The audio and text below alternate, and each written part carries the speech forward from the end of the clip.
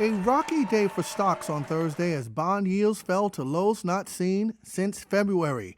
The yield on the 10-year note dipped for the eighth straight session, down below 1.3%, in a sign investors are expecting slower economic growth.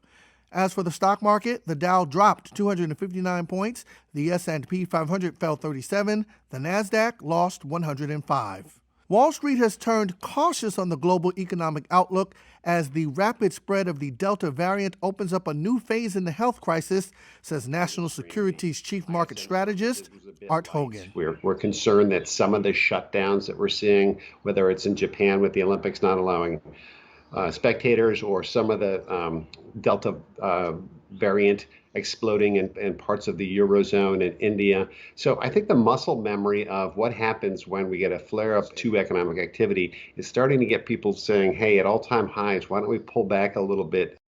That's not the only worry to resurface on Thursday. New applications for unemployment benefits surprisingly rose last week. First-time claims rose to 373,000, and the number for the previous week was upwardly revised. Even though a number of mostly Republican-led states have cut unemployment assistance, the number of Americans on some sort of government jobless aid remains quite high at 14.2 million at the end of June.